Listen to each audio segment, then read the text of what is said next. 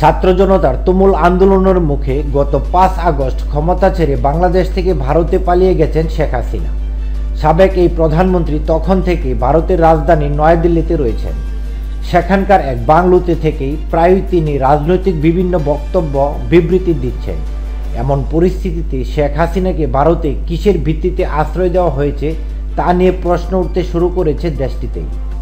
দুদিন আগে এই প্রশ্ন তুলেছিলেন ভারতের সংসদের কয়েকজন সংসদ সদস্য।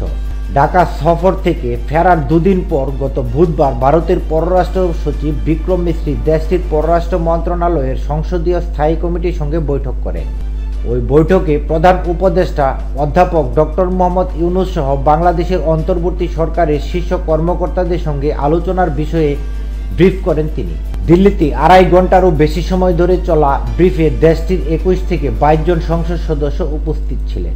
বুধবারের ব্রিফিংয়ে অংশ নেওয়া একাধিক সূত্রের বরাত দিয়ে দেশটির সংবাদ মাধ্যম আইএনএস জানায়, ব্রিফিংয়ের সময় পররাষ্ট্র সচিব বিক্রম মিশ্রির কাছে ভারতের কয়েকজন সংসদ সদস্য শেখ হাসিনা কোন মর্যাদায় দেশটিতে অবস্থান করছেন সেই সম্পর্কে জানতে চেয়েছেন। এদিকে শনিবার একই ধরনের প্রশ্ন তুলেছেন ভারতের রাজনৈতিক দল অল ইন্ডিয়া মজলিস-ই-ইত্তেহাদুল মুসলিমিনের প্রধান ও হায়দ্রাবাদের প্রভাবশালী রাজনৈতিক এমপি আসাদউদ্দিন ওয়াইসি। দেশটির সংসদের নিম্নকক্ষ লোকসভার এই সদস্য বাংলাদেশে কথিত সংখ্যালঘু ইস্যুতেও কথা বলেছেন।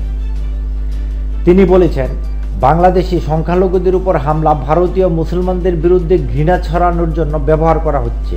দেশটির সংবাদ মাধ্যম আজতাক নিউজের বিশেষ অনুষ্ঠানে এজেন্ডা আজতাকে অংশ নিয়ে হায়দ্রাবাদের এই এমপি বলেছেন, শুক্রবার লোকসভার অধিবেশনে বাংলাদেশের সংখ্যালঘুদের উপর সহিংসতার বিষয়টি তুলে ধরেছেন তিনি। সংখ্যালঘুদের উপর হামলার বিষয়ে বাংলাদেশের ডক্টর মোহাম্মদ ইউনূসের নেতৃত্বাধীন অন্তর্বর্তী সরকারের সঙ্গে ভারত সরকারের কথা বলা উচিত।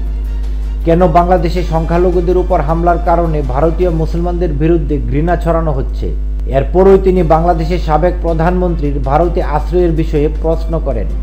বাংলাদেশের ক্ষমতাচ্যুত প্রধানমন্ত্রী শেখ হাসিনা ভারতে কেন আশ্রয় নিয়েছেন এবং বাংলাদেশ সরকারের বিরুদ্ধে বিবৃতি দিচ্ছেন? ভারতের প্রধানমন্ত্রী নরেন্দ্র মোদী নেতৃত্বাধীন বিজেপি সরকার কি শেখ হাসিনার এসব বক্তব্যকে সমর্থন করেছে? প্রশ্ন করেন তিনি। ওয়াইসি বলেন, একটি দেশ হিসাবে বাংলাদেশের সঙ্গে ভারতের পররাষ্ট্রনীতির সম্পর্ক হওয়া উচিত, কোনো বিশেষ পরিবারের সঙ্গে নয়।